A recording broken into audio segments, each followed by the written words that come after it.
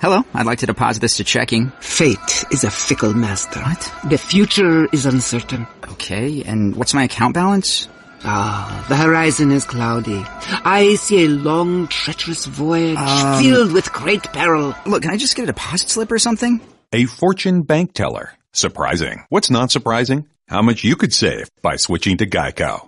I see a yellow-eyed serpent and a low APR. Geico. 15 minutes could save you 15% or more. Pardon the interruption, but I'm Mike Wilbon. Tony report says frozen humans could be brought back to life in just 10 years. And Tony Kornheiser, I hope not. I owe Ted Williams money. Oh, see, now why you gotta get the cheap shot at the greatest hitter who ever lived? Let's just establish this right now. What? I'm playing hurt. Okay. I got a cough, bad cough. I got a cold. I got my infirmary right here. I got my lozenges. You don't have the most important thing. I got my throat spray. You're missing the most important thing. Somebody else to do the show. Wilbon's chili. That would put you over the top. It put me over the desk, and I throw up into that little well over there. Welcome to PTI, boys and girls. In today's episode, the Steelers flop. The Jags may be a little too confident, and Nick Foles comes through. But we begin today with the Minnesota Vikings victory that could not possibly have happened. Drew Brees threw 3 touchdown passes in the second half yesterday and had the Saints 10 seconds away from victory. Then Case Keenum threw to Stephon Diggs, and inexplicably, Saints safety Marcus Williams whiffed on a tackle. Diggs kept running untouched to the end zone. Wilbon, is it fair to put this loss on Marcus Williams? Sadly, yeah. Yes. This is what occasionally happens in sports. You have these singular plays that I guess if they happened in the first quarter, you would just say, well, that happened early in the game. If it happened at the end of the half, you'd say, well, they had some time to recover. This is the play. This goes back to somebody I'm very fond of. You were there for this game, for Fred Brown at the end of that game, Georgetown, North Carolina, allowing for Michael Jordan's game-winning shot. This happens. Bill Buckner. You have these things once every day, immaculate reception. So it's not singular, but oh my God, Tony, that's the only phrase we had yesterday. I sat that's the only phrase, oh my God. Couch, and I went, oh my God, oh my God, oh my God, and then I called you. All I had to say was, oh my God, I called you, and I said, that's the worst play I've ever seen a safety make in all of football I've ever seen. There are great plays that are remembered for being great, and there are plays that are remembered for being notorious. Most recently, you had this in Seattle, when they call in the Super Bowl a pass instead of handing the ball to Marshawn Lynch. That's right. And you can explain why you did it, but you can't excuse it. All Marcus Williams has to do, and what he should have done, and what everybody knows he should have done. Hit him. You get close to him. Hit him. He catches it. You wrestle him down inbounds. The clock runs out. The game is over. Even if he falls out of bounds, they're going to have to make a 49 or 50-yard field goal. We know the Vikings don't make field goals to win games and put themselves further in the playoffs. This play, it just can't happen. So I don't want to be told that the Vikings won the game because the Saints lost the game. And now the Vikings are a very worthy team. The throw, and Diggs had to make the catch and had the presence of mind to stay in bounds and score. All of that is true. They were not trying to score on that play. No, they're trying to get a field goal. That was not a Hail Mary because you can't reach from where they started. They're trying to get out of bounds and kick a very, very long field goal. The Saints are the Vikings are a very worthy team, but that's an infamous play. It is. I feel bad for the kid. And you know what? Again, in every sport, you have these. And they do, Tony. They last forever. Fumbles at the goal line. That's right. You know, the Denver Broncos, Ernest Viner, talk about a worthy professional football player. He had one of those. You have these, and you can't get away from it, and it does cost your team the game. And even though it's explained away, you cannot excuse it. He's 21. Don't you feel bad for him? Do you listen to the show? I just want you to, I'm just pressing you. Just pressing on your answer. Yeah. Contrary to what was expected in this studio all week, the Jaguars beat the Steelers in Pittsburgh. Beat them down, shut them up, humiliated them by scoring 45 points. Leonard Fournette ran wild and offset Ben Roethlisberger's 5-touchdown passing day, which had kept the Steelers in it. Jaguars defensive lineman Malik Jackson said of the mouthy Steelers, quote, "They didn't do anything. We stood there and we smacked them in the mouth," close quote.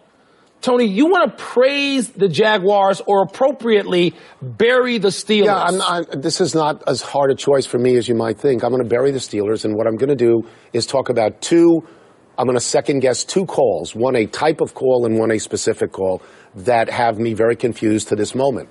The onside kick. Inexplicable. I don't understand. You have like two timeouts and 2 timeouts and a 2-minute warning. So you push Blake Bortles back as far as you can, and you make him go all the way up the field. I don't understand why you can. And plus, it was such a terribly executed kick, laughably executed. The other thing I'll talk about, and I'm cognizant of the fact that Ben Roethlisberger on things like 4th and 10 threw touchdown passes.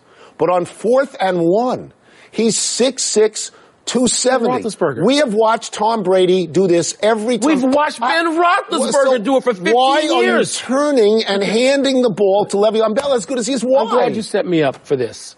Because I'm predisposed to like the Steelers. They're just the team I like. Other than my own team, the Steelers. I like the Steelers. The way they play, the people they have. I like Mike Tomlin. I like almost everything. I love Ben Roethlisberger. You know that. For more than a decade. I do. Okay, I'm going to accept Ben Roethlisberger because he played. I'm going to accept him. And well, the first half, he was not very good. He scored 42 in a playoff game. That's right. The Steelers were dogs. Yeah. They played stupid. They made dumb decisions. And I'm talking about the coaching staff and whoever calls some of those plays. They were dogs. Tony. Their defense, I don't know that it's possible to be a franchise as proud and as worthy as the Steelers. They ought to be embarrassed. They should have been booed. Yeah. What they did, they ran their mouths all week. And Steve Young cautioned us about the Steelers and hubris, and he knew something about that. He tipped his hand. They go down 7-0 and 14-0 and 21-0 and then 28-7. And it's awful to watch it. I keep thinking they're going to come back the way the Patriots did, but no, it didn't happen. No.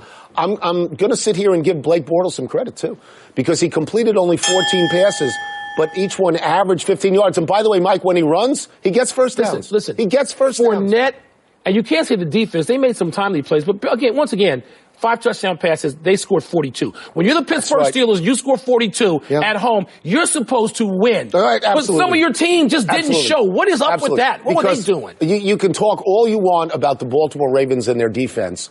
The absolute emblem of defense in the history of the National Football League is the Steel Curtain. And it belongs to what team? Pittsburgh belongs to Steelers, that team. Dogs. We're not going to talk much about New England beating Tennessee because it was 35-14.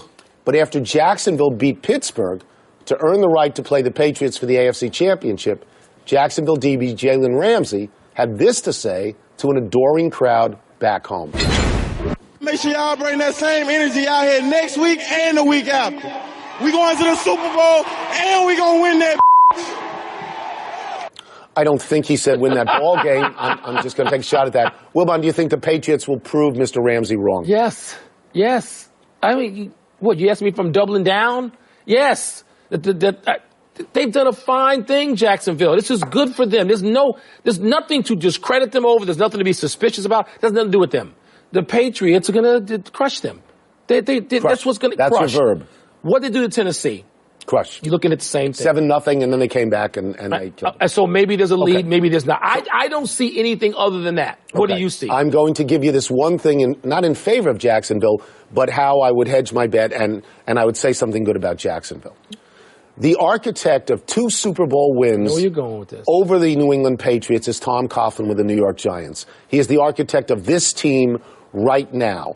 The design to beat the Patriots is rush 4 guys, not 5, not 6, rush right up the middle at Tom Brady and see if he has to turtle. Now, I think the Patriots are going to win and win handily because I don't know that there's anybody in the world that can stop Rob Gronkowski. And I think at home, I think the Patriots are going to win.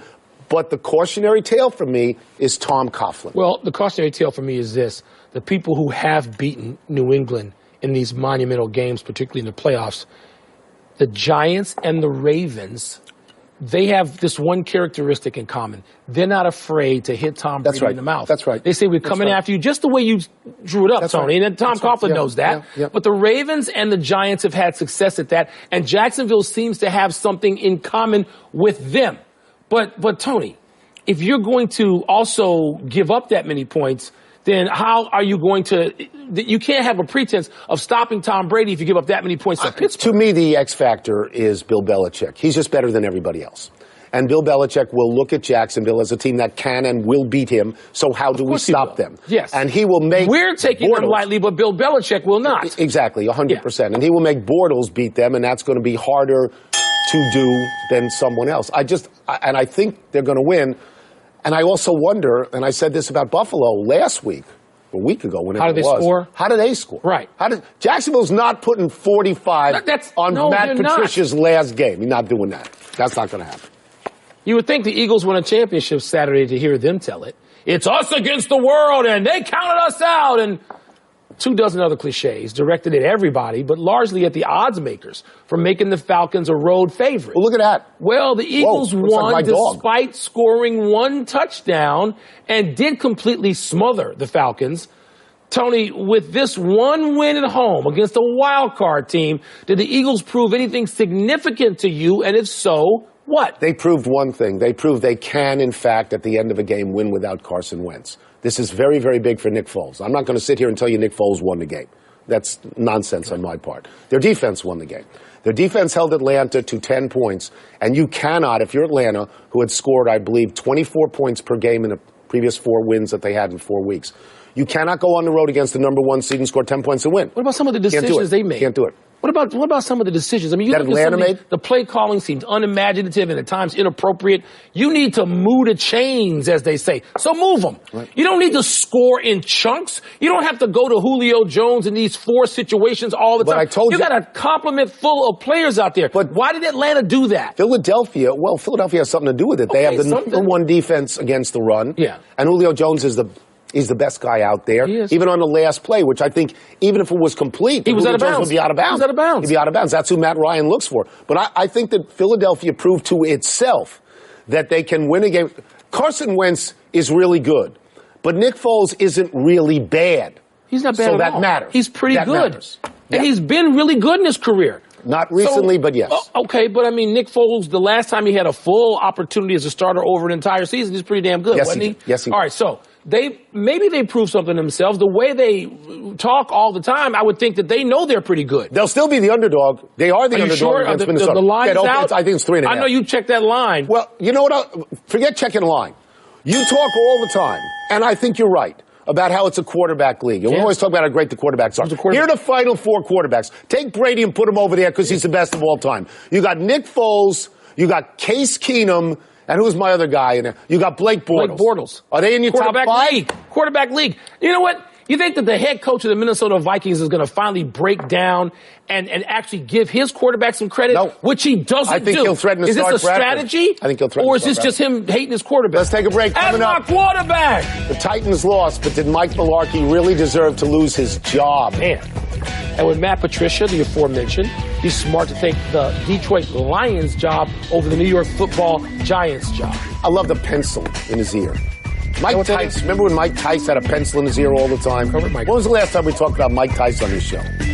Help protect what matters with the ADT Safer, Smarter New Year's sales event. For a limited time, get an ADT Security Starter Kit. Everything you need to get started with ADT Pulse, including a security panel, keypad, a motion sensor, and 2 entry sensors. Plus, there's an indoor camera and key fob all professionally installed for only $49. It's a $599 savings that comes with the warm, confident feeling of safety at home. Requires 36-month monitoring contract, QSP, and Easy Pay. Activation and early termination fees may apply. Certain markets excluded. Licenses available at ADT.com. Florida EF 0001121. Louisiana F1639. Visit ADT.com/podcast. Hurry. This special offer now ends 1/21.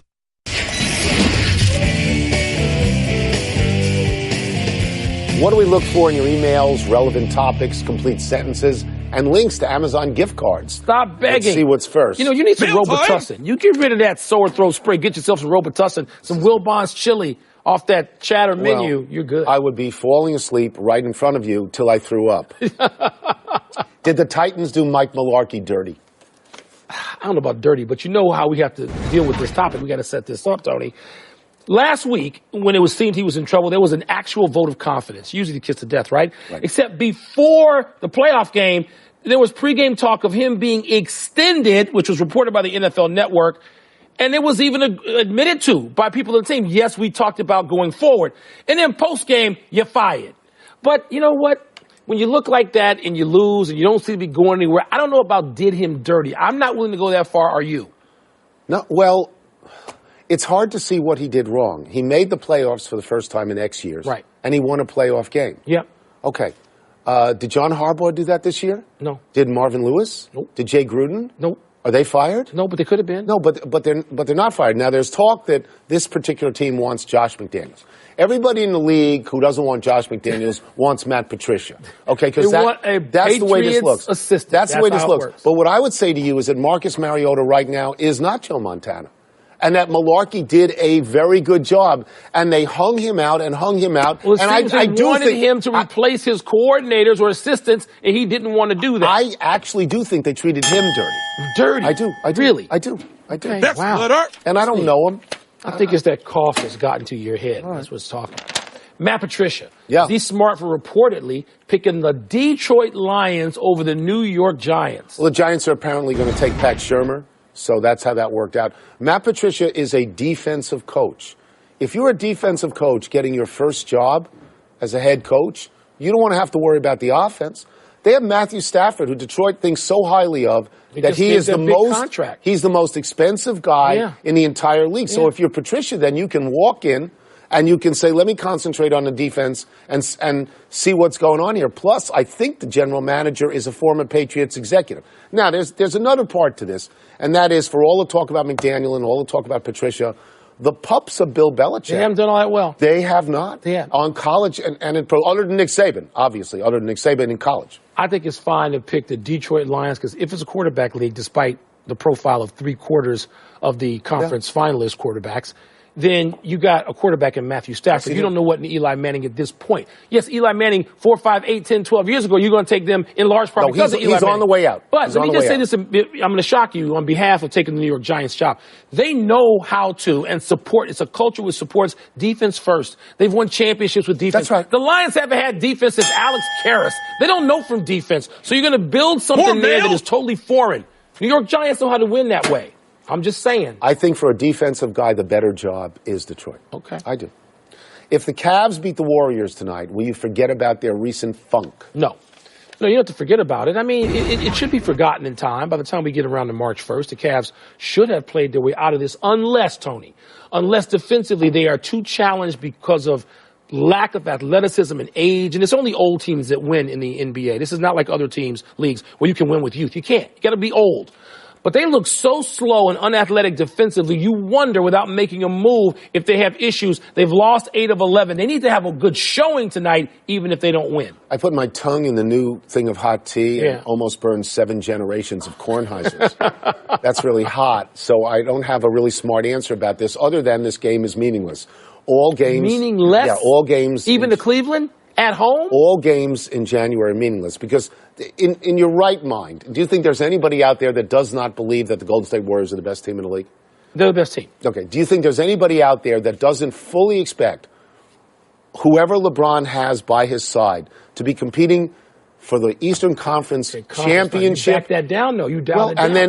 And then to get to the NBA Finals. If Cleveland wins tonight, that's nice. Right. But LeBron James has been around long enough to know it. I agree. I agree. You know what's nice? I agree with that. I'm going to give credit to the network. Those commercials are good looking. The games I don't care about, but the commercials keep you awake tonight, maybe? Oh, nothing's going to keep you awake. Get the chili no. and the Robitussin. I don't want to be awake in that regard. Oh, you'll be awake. Yeah. That's Trae Young. At the porcelain throne. Tony, Trae Young. You watched him last week. You had to tune in. I did. Is he must-see TV? Yeah, so I watched every play of the second half of TCU. Right. And I never knew that Jamie Dixon went to TCU. I knew he came back I didn't know he played there, and against Oklahoma. Now, this kid turns the ball over. He does. He's averaging more than 4 a game. He had 9. He had 9 turnovers. Almost had a quadruple. But when the ball is in his hand, he is great fun to watch. And give Lon Kruger some credit because he says, it's you. Right. It's you. You go out there. The kid made threes from really long distance. You impressed? Down the end of regulation and in the overtime. I think the comparisons to Steph Curry are a little bit of a stretch. I think it's hard to do that because we don't remember Steph Curry in college as much as we see him in the pros. But you know what I would love to see, honestly? What? I'd love to see them play Duke and he and Grayson Allen go up and down the court. We may get to that in March, Tony, but let me mention some other guys who make it must-see TV right now. Miles Bridges of Michigan State, two-way player in front court. Marvin Bagley III, who you know at Duke, who I love. Yeah. And DeAndre, I don't know if it's Ayton or Ayton, A-Y-T-O-N. You haven't watched him yet in Arizona. Tony, he's like a 3-inch taller version of a young Amari Stoudemire. They're all must-see TV. I'm not going to put Trey Young ahead of those guys He's yet. fun to watch. But he's fun to watch. He's fun to watch. He's got the ball in his hand all the time. Enough email. Let's take one last break, but still to come. Alabama doesn't just have a quarterback controversy. Now it needs a new offensive coordinator. And why are so many Americans losing in the first round of the Australian Open? Perhaps because they stink. I mean, would that be a reasonable conclusion? Maybe they're just thrown off by the time situation like you would be. Really? Yeah.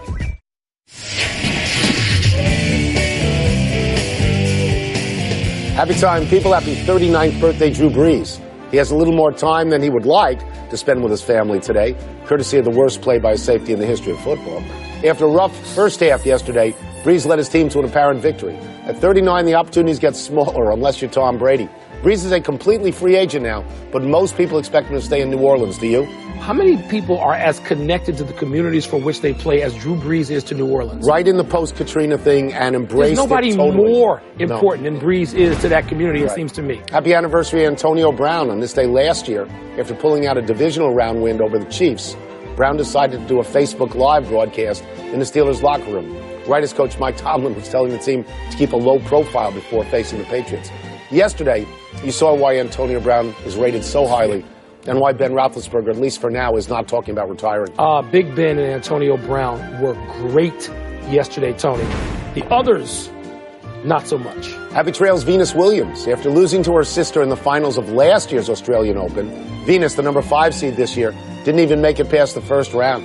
Venus was one of 10 American women to be bounced so far in the opening round, as were 2-seeded American men, Jack Sock and John Isner. This is a disaster for American tennis. One of those Americans, Sloane Stephens, who won the United States Open last year, hasn't won a match since. I didn't say hasn't won a tournament. Hasn't won a match since. What happened? It's a stunner. What happened? I don't know. Big finish. Here we go. Let's do it. The Bills hired Alabama offensive coordinator Brian Dable to be their OC. Your thoughts? Saban will go out there, hire somebody, and that person will be hired away by the pros in a couple of years' time. Arizona hired Kevin Sumlin as its head coach. Good move. I went 27 minutes without coughing. I just did it twice. Yeah, I like it. I liked him at A&M. Good talk. I like it. The Pirates traded Garrett Cole to the Astros and Andrew McCutchen to the Giants. Which is the bigger deal? I think McCutchen is. I don't think he's as far off his numbers as Cole is in some ways. And he plays every day. Anthony Davis, 48-17 in the Garden against the Knicks. Is that significant? Can you tell me something? What? Why aren't the Pelicans better? I don't know. With Davis and Boogie Cousins has some games like this too. Why aren't they better? Shouldn't they be fearsome? Okay, last one. Number 10, Kansas, and number 6, West Virginia. Who you got? Kansas has rebounded. I think they've won 7 of 8. I'm going to go with Kansas. I am, even though West Virginia's. We're out of time. We'll try and do better the next time if I show up. I'm playing hurt. I'm Tony Kornheiser. One word for you, Robitussin. Yeah. I'm Mike Wilbon. Same time tomorrow, Knuckleheads. You can get the podcast on the app or Apple Podcast. 2 words. Wilbon's Chili. Good night, Canada. I just saved hundreds of dollars by switching to Geico. I feel like I'm on top of the world. Disclaimer, you will not be transported to the top of the world. In the unlikely event you find yourself at the Arctic Circle, seek shelter from the elements immediately to avoid frostbite and or hypothermia. Geico will not be responsible if you find yourself in a cave or crevasse with a lonely abominable snowman, who in all likelihood will force you to play games including but not limited to Go Fish, Charades, Chinese Checkers, or his personal favorite, Red Rover, send Yeti on over. Geico is not liable for any damages, either physical or emotional. Geico. 15 minutes could save you 15% or more.